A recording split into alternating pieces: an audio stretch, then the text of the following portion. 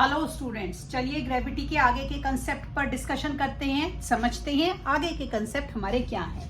कल की क्लास में हमने वेट और मास के बारे में पढ़ा था। फिर से इक्वल नहीं होते, वेट और मास के बारे में पढ़ा था। तो हमने पढ़ा था कि जो मास होता है वो होता है कि उसके अंदर कितना हमारा मटेरियल है, उसकी जो हमारी मटेरियल की जो हमारी वेट है वो, और जो वेट है उसको जब हम मास को ग्रेविटी से मल्टीप्लाई करते हैं तो हमारा वेट आ जाता है।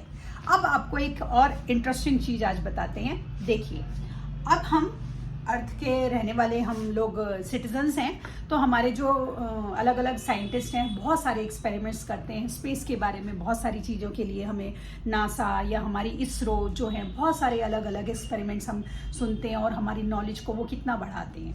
अब जो अर्थ है, हमें पता है अर्थ है, अर्थ की अपनी एक ग्रेविटी है। अर्थ के चारों तरफ मून जो है वो अपना चक्कर लगा रहा है, क्योंकि मून हमारी अर्थ का नेचुरल सैटेलाइट है। ठीक है, अब अर्थ के चारों तरफ मून जो है वो चक्कर लगाता रहता है, और हम अर्थ और मून की ग्रेविटी एक फिक्स अमाउंट ऑफ ग्रेविटी है, और इसी वजह से ये दोनों जो ऑब्जेक्ट हैं आपस में हेवनली बॉडी होने के बावजूद भी कभी भी टकराते नहीं हैं। अब जो अर्थ की ग्रेविटी होती है और जो मून की ग्रेविटी होती है वो अर्थ की ग्रेविटी का 1/6 होती है। ये आपको याद रखना, ये बहुत इंपॉर्टेंट कॉन्सेप्ट है। तो अगर किसी ऑब्जेक्ट का या किसी पर्सन का अर्थ पर वेट 60 किलो है, ठीक है, तो मून पर उसका वेट कितना हो जाएगा? उसका वेट हो जाएगा 10 kg। क्यों हो जाएगा? क्योंकि मून की ग्रेविटी और अर्थ की ग्रेविटी में अंतर है, और इसीलिए वेट उसका जो है वो चेंज हो जाएगा। तो जो ग्रेविटी होती है वो वेट पर इफेक्ट डालती है।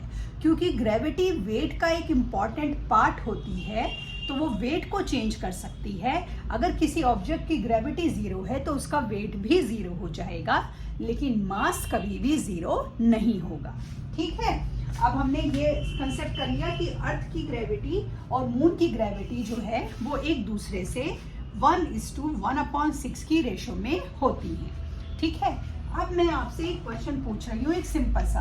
अब आपने पढ़ लिया कि अर्थ की ग्रेविटी और मून की ग्रेविटी अलग है, तो मेरा एक क्वेश्चन है, जो ग्रेविटेशनल कांस्टेंट है, जो जी है, उसकी वैल्यू अर्थ पर क्या होगी और उसकी वैल्यू मून पर क्या होगी? क्योंकि दोनों की वैल्यू अलग है। ठीक है, दोनों की value in the sense gravity अलग अलग है। ठीक है, इसकी जी, अगर इसकी जो जी है ग्रेविटी, तो इसकी ग्रेविटी 1/6g है। ठीक है, लेकिन ग्रेविटेशनल कांस्टेंट की वैल्यू जो है दोनों में क्या रहेगी? सेम रहेगी। 6.67 × 10⁻⁻11 न्यूटन मीटर स्क्वायर पर किलोग्राम स्क्वायर। दोनों का ग्रेविटेशनल कांस्टेंट फिक्स रहेगा, सेम रहेगा, क्योंकि वो कांस्टेंट है, उसके साथ लिखा है कांस्टेंट है। तो आपको इस वैल्यू को इससे कंफ्यूज नहीं होना, मिक्स नहीं करना। ठीक, तो आज हम इसके न्यूमेरिकल शुरू करेंगे। देखते हैं हमारे न्यूमेरिकल क्या है। ठीक है, तो देखिए अब हमारा पहला न्यूमेरिकल क्या आता है।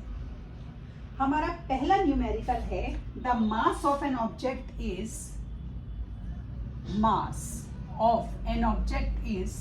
10 kg। एक ऑब्जेक्ट का जो मास है वो 10 kg है। ठीक है, उसका वेट आपको निकालना है। वेट निकालिए, और उसने क्लू दिया है, जो जी है हमारा 9.8 मीटर पर सेकेंड स्क्वायर है। वेट क्या होता है? Mass into gravity. मास है 10, 9.8 मल्टीप्लाई करेंगे तो ये हो गया हमारा 98। यूनिट क्या लगाएंगे? यूनिट लगाएंगे न्यूटन।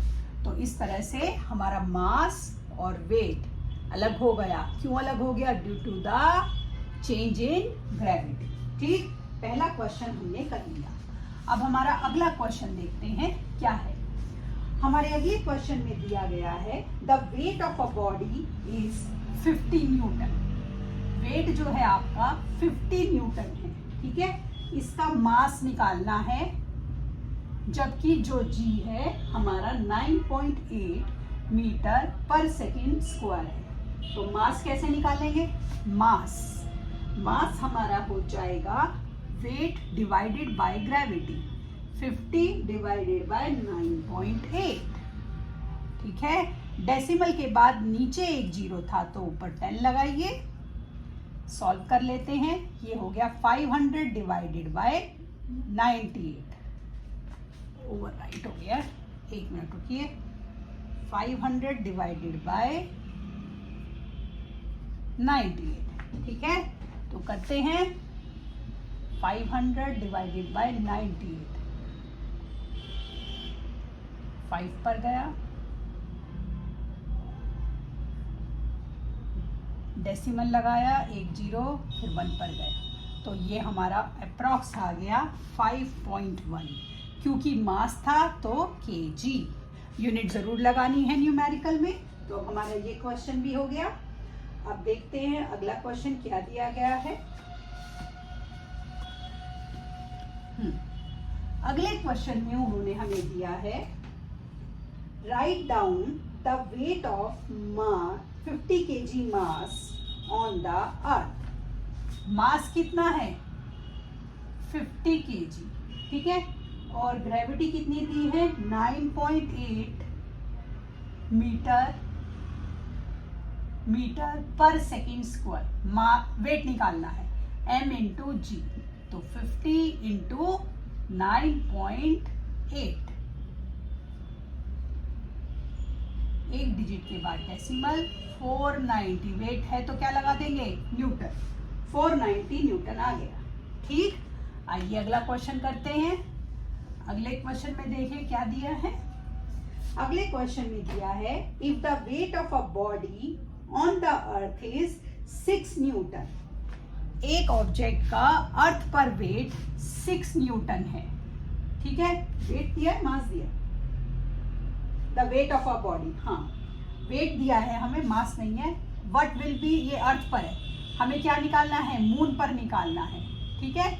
तो 6 दिया हुआ है, what will be its weight on moon. हमें पता है मून पर ग्रेविटी अर्थ की ग्रेविटी की 1/6 है, तो इसे 1/6 से मल्टीप्लाई कीजिए, कितनी आ गई? 1 न्यूटन। तो उसका मून पर कितना हो गया वेट? 1 न्यूटन हो गया, ठीक हो गया ये भी।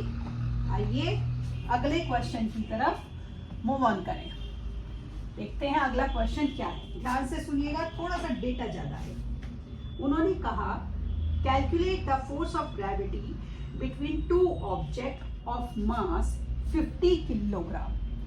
एक ऑब्जेक्ट का मास है 50 किलोग्राम, दूसरे ऑब्जेक्ट का मास है 120 किलोग्राम, ठीक है। Kept at a distance of 10 metre, एक दूसरे से 10 मीटर के डिस्टेंस पर रखे गए हैं। ग्रेविटेशनल कांस्टेंट की वैल्यू उन्होंने हमें क्वेश्चन में ही गिवन दे दी, 6.7 इंटू 10⁻⁻11 न्यूटन मीटर स्क्वायर पर किलोग्राम स्क्वायर, ठीक है। ये उन्होंने हमें पहले ही दे दी। हमें निकालना क्या है इस क्वेश्चन में? The force of gravity.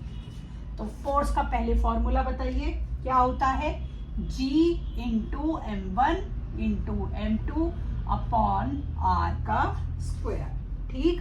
ध्यान से समझिएगा, ये थोड़े से बच्चों को डिफिकल्ट लगते हैं न्यूमेरिकल, क्योंकि कैलकुलेशन बहुत ज़्यादा आ गई। तो देखिए G की वैल्यू लगाइए।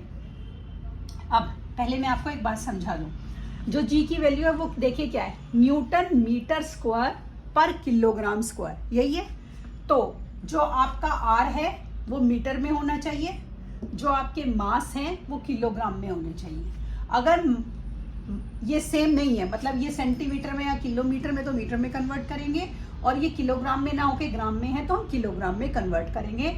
हमें फॉर्मूले के हिसाब से यूनिट को सेम रखना बेहद ज़रूरी है।